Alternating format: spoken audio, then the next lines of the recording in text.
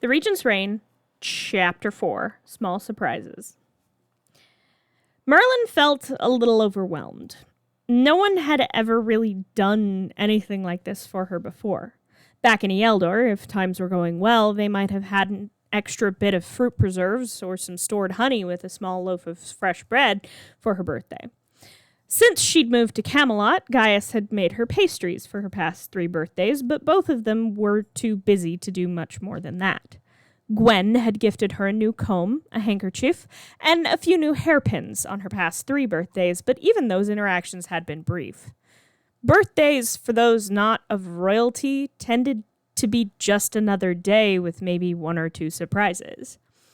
Arthur, though, had gone above and beyond, planning a picnic in the gardens. He'd also presented her with a beautiful necklace. It was a golden piece made to look like a vine of gold in the front, with 7 delicate roses along the length. It was stunning, probably the most expensive thing Merlin had ever owned. "I thought you deserved something as beautiful as you," Arthur said, making Merlin laugh. "You know, you are far too sweet sometimes, Arthur. Someone might get ideas," Merlin said as Arthur carefully swept her hair out of the way so he could clasp the necklace around her neck. Once he was done, though, he didn't let go. Instead, his fingers ran over a part of her upper right shoulder normally covered by her scarf. "How did this happen?" he asked.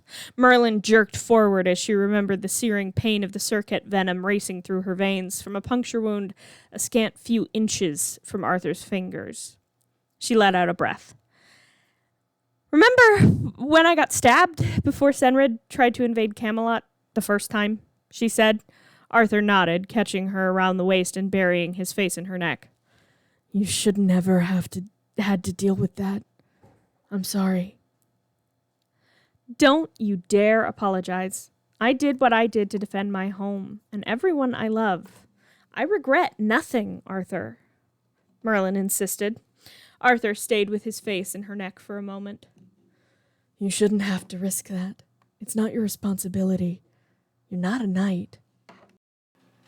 "I don't have to be to defend the ones I love. I will always do whatever I can to protect you and everyone else I care about," she said again, her hand tightening around his. Huffing lightly, Arthur laid a kiss to her cheek.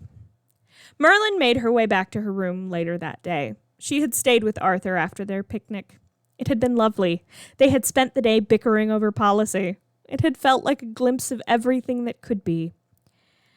She was grinning like an idiot by the time she made it back to her room. Gawain stopped her on the way, handing her a package with a new pair of boots, something that made them both grin, as they had spent hours bonding when they first met while polishing the boots of the whole army. They were much sturdier than her old boots, the ones she'd arrived in Camelot wearing. "How did you know they would fit me?" she asked. "I consulted the keeper of all secrets, Gwen," he said with a wink. Merlin snorted. "Thank you, Gawain." "Least I could do, Merles. I see Princess gave you his present already," he teased, glancing at the necklace where she normally wore her scarf, which currently sat in her hair. Blushing bright red, she yanked down her scarf over the glint of gold. "Oh, shove it, Gawain," she shot back, and he laughed. She ran into Gwen on her way back to her room as well. This time, the package Gwen handed her was heavier, and when she unwrapped it, she blinked. It was a set of throwing knives. "Elian's idea. He says you're an excellent shot with daggers. I picked the leather, though." The leather wrapped around the grip of the daggers was soft and dyed blue.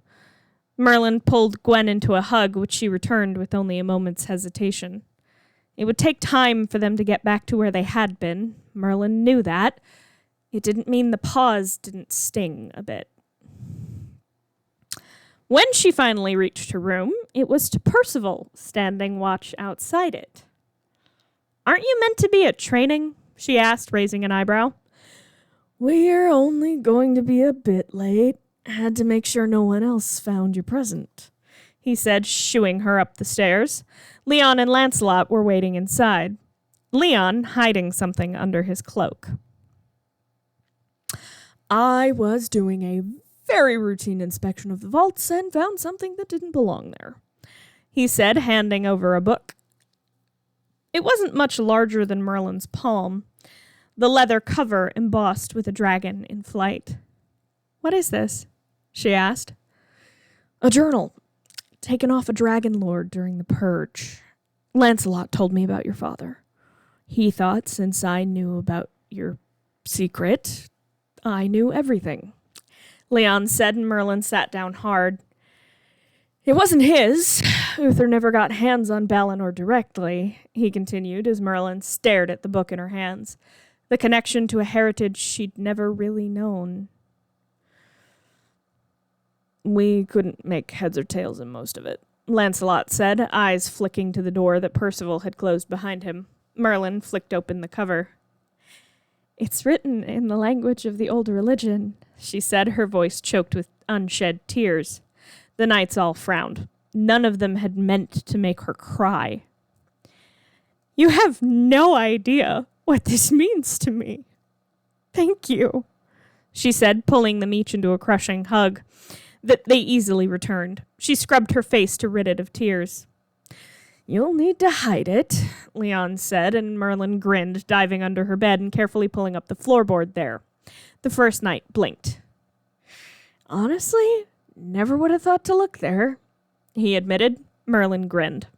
"That's because you've never really had to hide before. Fear makes one creative," she pointed out before pulling the knights into another hug and shooing them on their way before Arthur noticed their tardiness. She sat on the crate next to her window and watched as gray clouds began to roll in, white flakes beginning to descend. She smiled to herself as she watched as Camelot was dusted in the first snow of the year.